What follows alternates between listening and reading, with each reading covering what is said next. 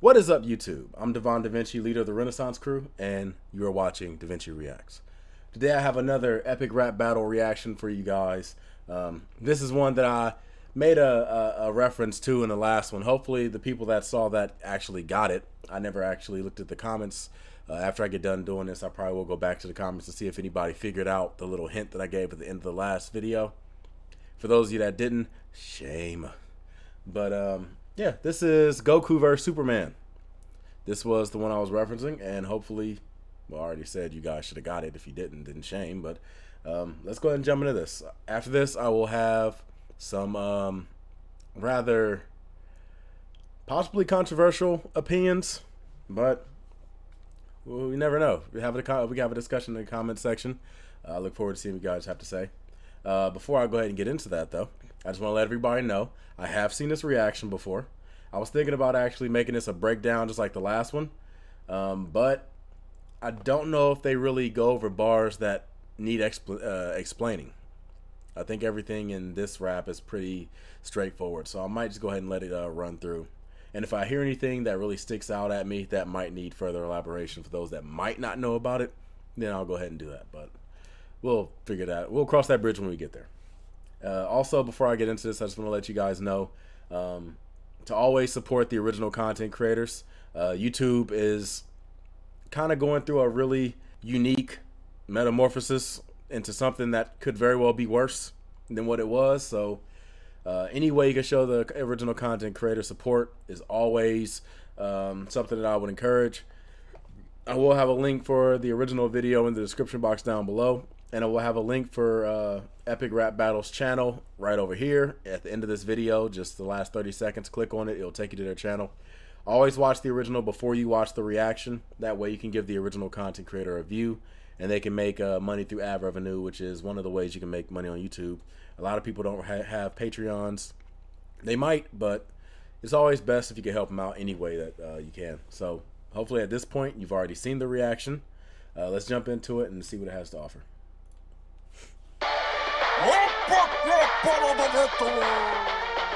Goku versus Superman! Who can stop this constipated chop with the awful animation and the complicated plot? Who's got the rap bombs to drop on Japan? This looks like a job for the OG. Superman! I'm killing it, you're grilling it. I'm villainous to vegetables who dance around in hammer pants and hide their tiny genitals. My level is incredible, I'm out of your league. You want justice? I'll bust this nut up in your cheesy. Crazy, sick MC from DC. One breath I'll freeze your whole measly species. You're primitive and limited, you live in a village of idiots. Step in metropolis, oh step a carrot period. How many times? Okay. There was a couple bars in there that I think they're pretty like self-explanatory, but we already know. Constipated jock. The off animation. I don't know about that. Dragon Ball Z has some pretty good animation for its time. I mean, if you've seen some other anime from the 90s, you'll see that Dragon Ball Z was pretty ahead of their time back then. Complicated plot.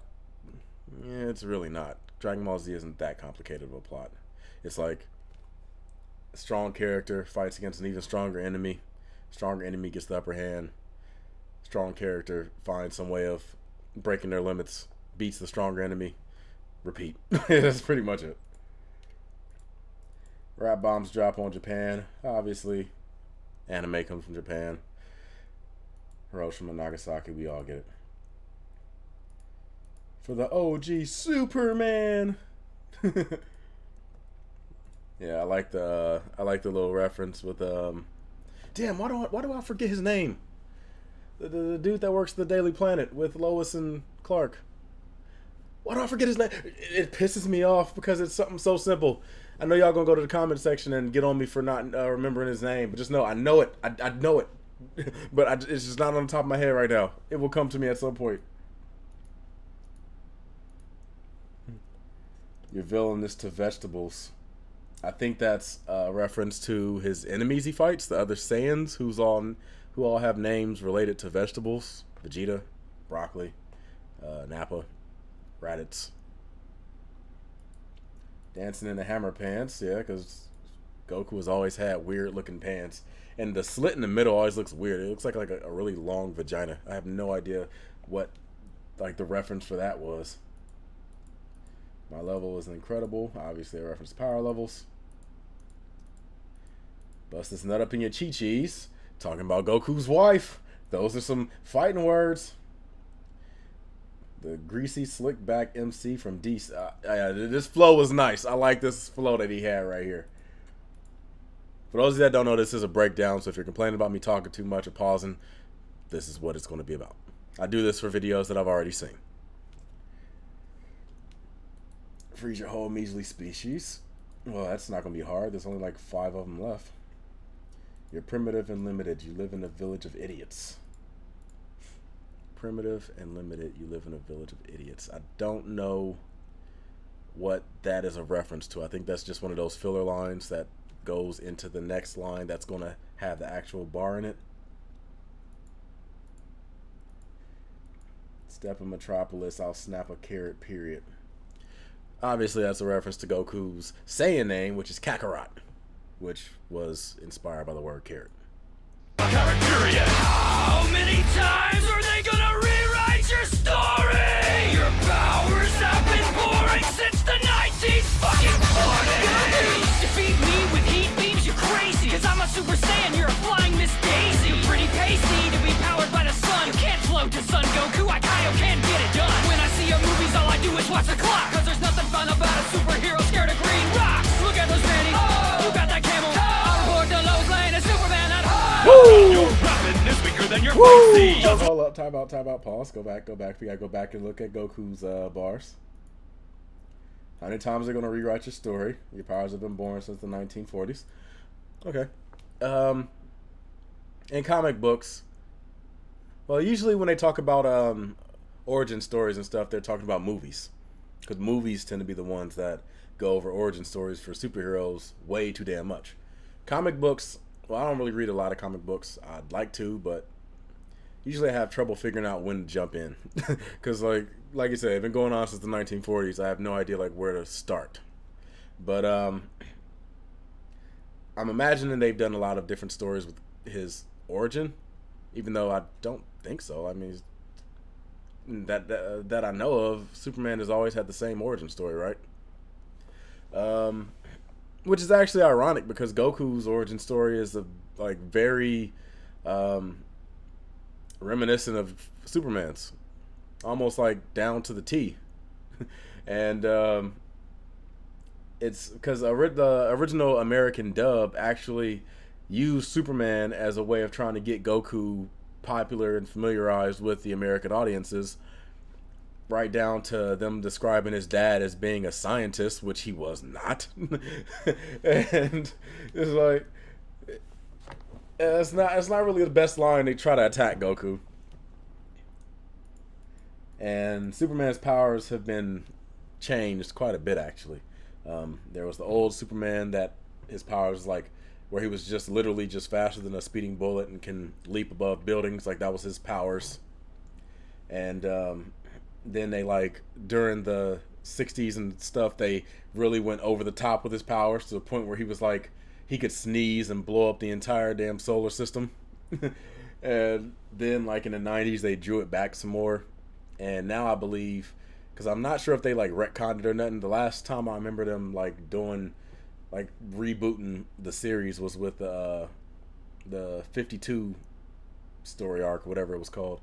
And from there they pretty much made Superman like weaker, right? I remember him having like a supernova attack that was like really strong, but like once he used it he was pretty much like a regular human for a couple of days or something like that. I forgot exactly, but it was something similar to that.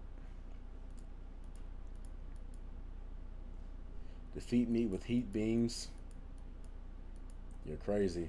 Because I'm a Super Saiyan and you're a flying Miss Daisy. Okay. I think that maybe is a reference to Superman flying Lois Lane around, especially during like the original Superman movies. You're pretty pasty to be powered by the sun. Yeah. Superman should probably have a strong ass tan.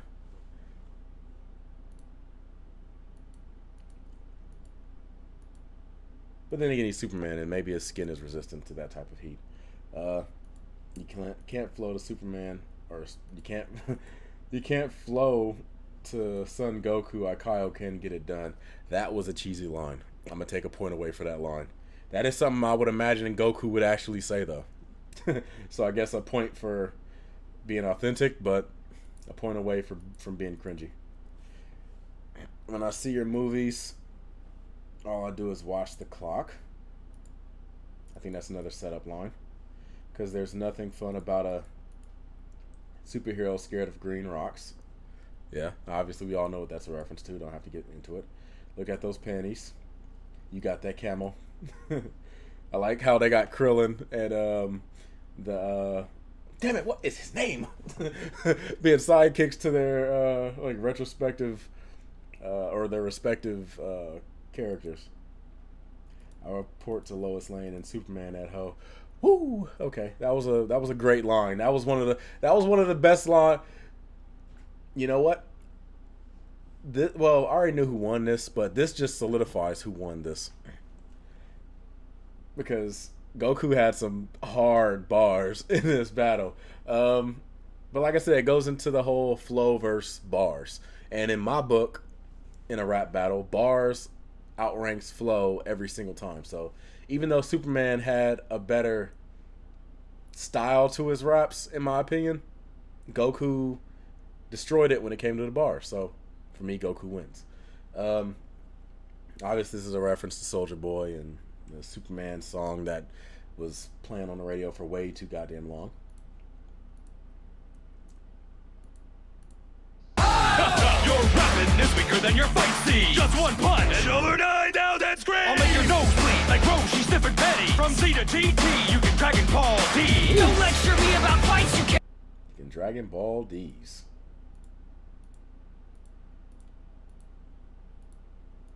Alright, let's go back and look at this. Your rapping is weaker than your fight scenes. Sometimes Dragon Ball Z is very known for repeating frames and stuff in their fight scenes, which is weird because the original Dragon Ball series, they were much more like martial arts focused. And then when they got to Dragon Ball Z, it was just like rapid punches, rapid kicks, fireballs. Like that's what they moved to. They got away from like the actual martial art techniques they were doing in the original Dragon Ball series. Just one punch and over 9,000 screams. Obviously, that's a reference to over 9,000. And the whole thing about how Dragon Ball Z is like mostly screams and setups to moves as opposed to the moves themselves. I don't necessarily agree with that, but I mean, timetables are off. When someone says 5 minutes and you've been 9 episodes in and the 5 minutes ain't up yet, something's going on. Same with the Tournament of Power arc. Supposed to be a 30-minute tournament, and it took like 40 episodes to complete. The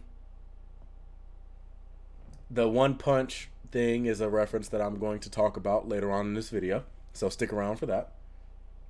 For those of you that know what I'm talking about. I'll make your nose bleed like Roshi sniffing panties. Hey, Roshi sniffing panties, or take that back. Roshi's nose bleeds are something that actually saved the heroes in the original Dragon Ball series. So don't get too hard on the bleeding nose stuff. From Z to GT, you can Dragon Ball D's. Okay. Obviously, that's the name of the series from Dragon Ball. Dragon Ball, Dragon Ball Z, Dragon Ball GT, and Dragon Ball Super. And I'm going to say something somewhat controversial. Controversial thought number 1. Dragon Ball GT is better than Dragon Ball Super. There, I said it. Don't get me wrong. I like some of the characters that were introduced in Dragon Ball Super. I love Beerus and Whis. I love Kale and Caulifla. I know a lot of people probably think that's a controversial thought in and of itself. But I like it. I like female Super Saiyans. It was a good idea that was long overdue. And that was one thing that they pulled the trigger on that Dragon Ball GT was not strong enough to do. So, there you go. I love Ultra Instinct. Dragon Ball Super Saiyan Blue can go suck the gnarliest of balls. Same with Dragon Ball or Super Saiyan God. Especially when you consider all the concepts and stuff that were made before Super Saiyan God was officially released. Like all the ideas people had, like, oh, what's the Super Saiyan God gonna look like? You saw the pictures and things like that, and then it came out and was like, yeah. Dragon Ball GT was better in my opinion. They made some stupid decisions though. Goku should have never been turned into a kid. They should have. They shouldn't have had Pan and Trunks accompanying him on the first part of the series. That was very stupid. They could have used characters that were like interesting, like Gohan, Vegeta, Bulma, anybody to accompany him. And Super Saiyan 4 was beastie. I love Super Saiyan 4. Probably my favorite transformation of any of them. I actually have a video on this channel where I reacted to a video discussing the facts about Super Saiyan 4. That's an old video, but I'll try to link it somewhere around here. You should see it pop up in a card somewhere up there. And I'm a big fan of Super 17. That was a great character. And the Dragon arc was okay. I feel like if it was given a little bit more like ambition, love, passion, it could have been a much better series. I think they were just doing it as like a money grab though. But whatever. Dragon Ball D. Don't lecture me about fights, you cave coward. You got your ass beat by a bat with no powers. Just a point for that one. Batman would get his ass handed to him if Superman was ever serious. Let's stop playing games and pretending like Batman is an even match for Superman. Batman is an even match for Superman because Superman lets him be an even match for Superman. If Superman, somebody that can move and react at the speed of light, is going to be stronger than any human, no matter how peak physically he is. So the fact that Superman can move at the speed of light, people want to say, oh, well, all he has to do is get out some type of kryptonite. Superman will kill him before he has a chance to do anything. That's it. If Superman wants to kill Batman, Batman is dead. I know people want to say, oh, you give Batman preparation time, this, that, and the other. Give him preparation time. It still takes some time to pull a trigger or push a button or to do something like that. And by that time, Superman would have already done ripped his entrails out and hung him up on a lamppost by him. It's a wrap. Bat with no powers. There's only one way that this battle's gonna end. One more Superman who's never gonna walk again.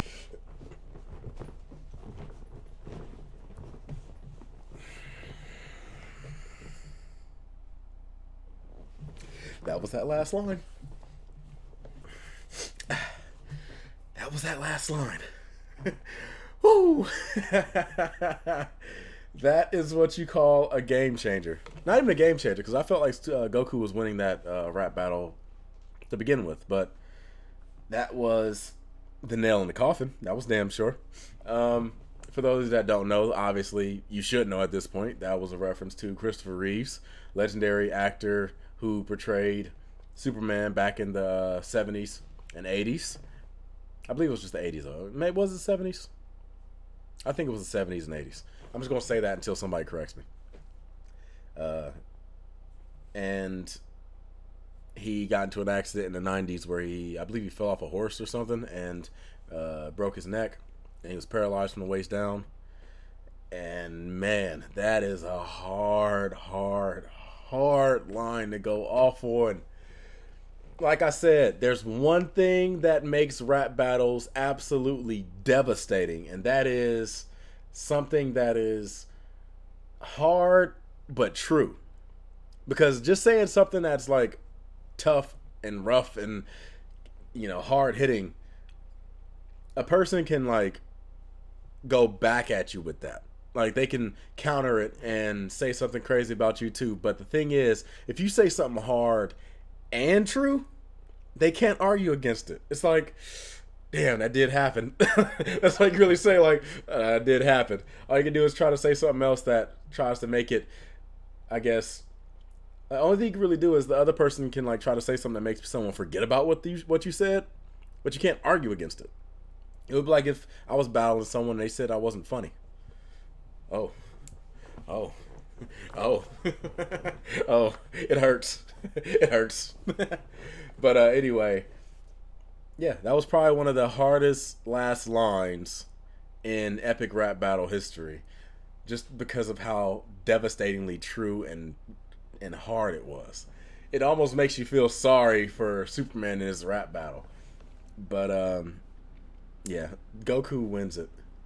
But controversial thought number 2. Something Goku doesn't win is a match against Saitama.